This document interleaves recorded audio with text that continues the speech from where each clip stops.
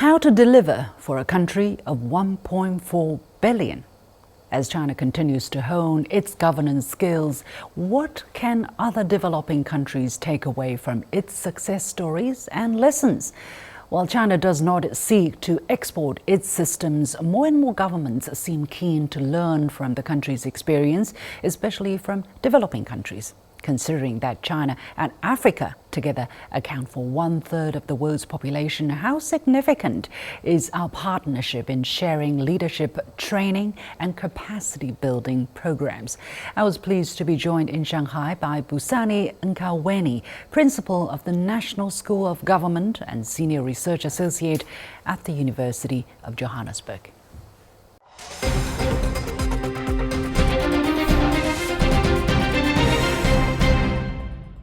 I want to start with a topic that's not so much talked about, which is capacity building. And during the September summit of this year on the Forum on China-Africa Cooperation, Chinese President Xi Jinping proposed something which is very important for developing countries. He talked about a partnership action for mutual learning among civilizations. Specifically, China is ready to work with Africa to build a platform for governance experience sharing, a China-Africa knowledge network for development, and 25 centers on China and Africa studies. He also said China will make better use of Africa's leadership academies to cultivate talents for governance and invite 1,000 members of African political parties to China to deepen exchanges of experience in party and state governance. As principal of the National School of Government, that must be exciting news for you. Oh yeah, definitely. It is exciting for me. And in fact, in South Africa, we have been engaging on exchanges like those ones with leaders at administrative level and at political level. We do it for South African public servants and also some in the continent as well. Just 2 weeks ago, I had a delegation of 50 students, senior leaders from government here in China. They spent about a month at Peking University at the International Poverty Center, where they were learning strategies on governing the economy as well as anti-poverty. So this takes our work into the next level, as it were. And it needs to be seen in context, because African economies and our own economy are going through a reform process. You will recall that in China in 1978, when we were going through the reform process, the leadership of China spent time studying economies and development models of other countries in Asia, right. Singapore, Japan, Korea. Out of that exposure, out of that experience, they were able to adapt some development strategies based on their own local conditions and local capacities. And so the Chinese economic success story can also be attributed to the mutual learning that took place during that period. Well, some people say, look, China is led by the one big party, which is the Communist Party of China. There are other democratic parties, so-called democratic parties, but it's the CPC that has been leading China over the past decades.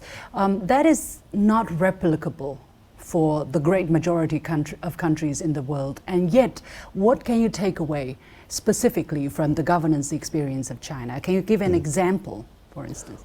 Well, there will be many other more multi-party democracies that have gone through a similar path.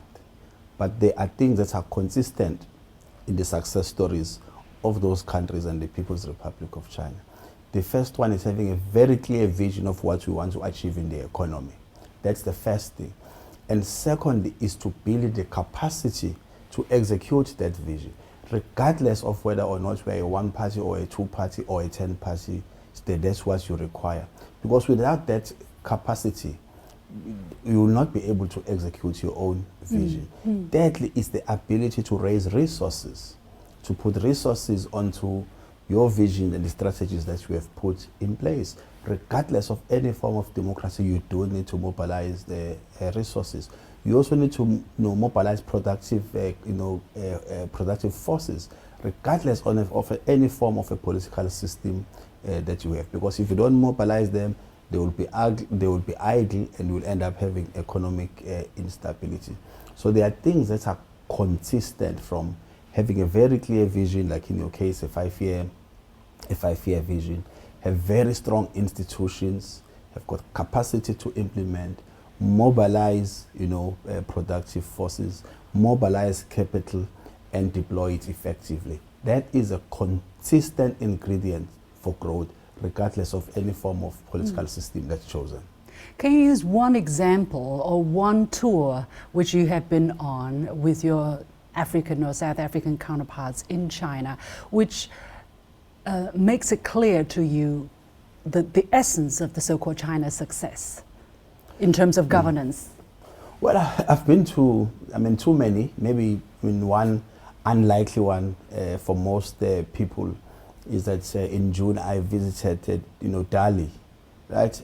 There is a lake there. In southwestern China's Yunnan province. Yeah, there is a lake there.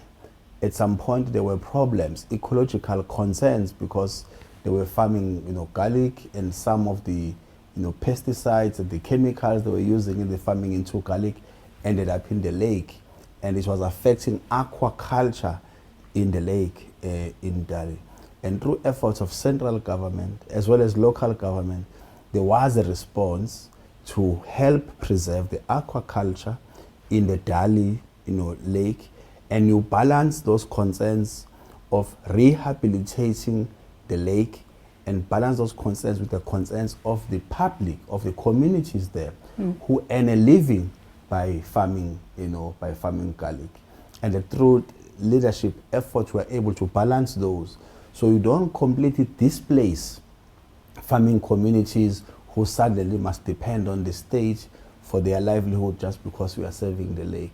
And so it is those ability to be scientific in how you deal with ecological concerns in the lake, but also be very practical in how you deal with the concerns of the communities whose livelihood has survived on the farming of certain agricultural products, which require them to use certain pesticides in order for them to have a higher yield. And so these people were able to change the type of crops that they are farming, and they're still farming them sustainable.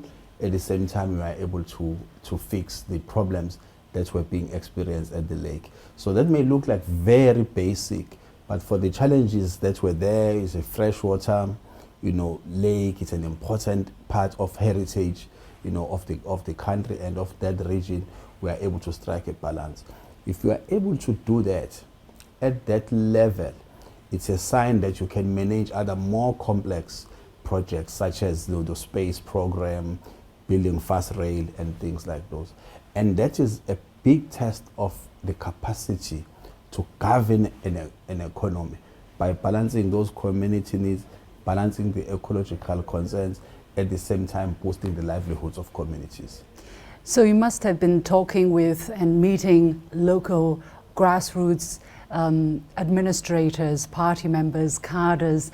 What strikes you about them that makes the kind of delicate balance possible? And do you think in South Africa similar qualities are there and can be cultivated as well, especially after exchange? Well, Dali is a great place. I'll go back there again, given a chance. I love the diversity, of the area, cultural and otherwise.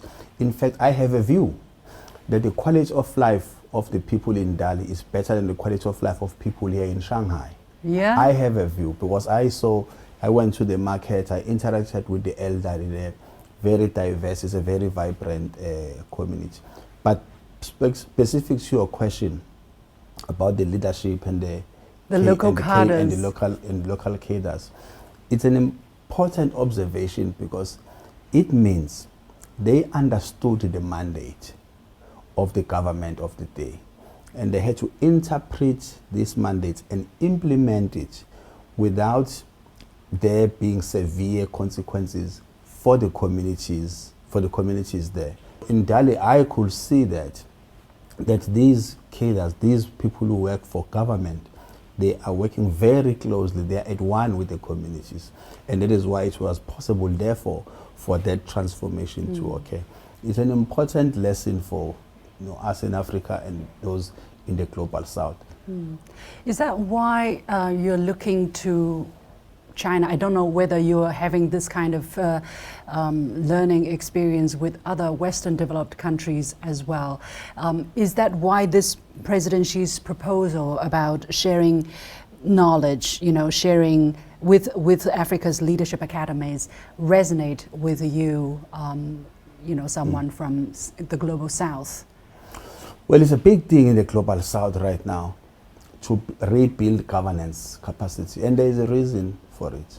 That for a very long time, the dictates of the Washington consensus was that you needed a smaller government, yes. and that you outsource most of the work to agencies and consulting firms.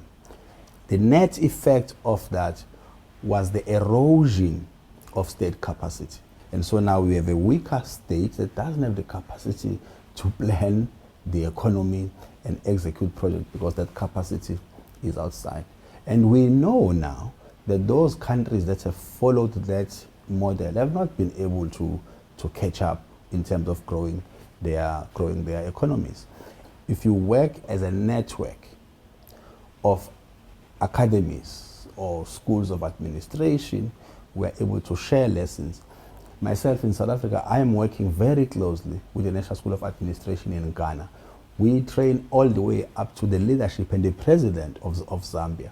We're doing the same with Ghana, doing the same with Kenya, including exchanging, students and leaders to spend time in South Africa and time in Mombasa. That is very important because, people in the civil service need to appreciate one thing. If I experience a problem today as a senior civil servant, I may think I'm the first to experience it, but only through exchange of knowledge and learning, I will find out that someone has resolved that problem elsewhere. I might then be able to resolve my problem much quicker. Our National Development Plan and the entire system of planning in South Africa has been shaped by us learning from Malaysia and learning from the People's Republic of China. And so we are able to make some significant leaps because there are these two countries in Asia who've experimented with those. They are ahead, and we can adapt some of that model and implement it. It's the same as cars. China didn't make cars 8 years ago. Others were making cars. You've looked at how they are making cars. We've adapted. Now we are leading. Yeah. So the notion that we can learn from each other in terms of looking at development model is really, an anti-intellectual argument.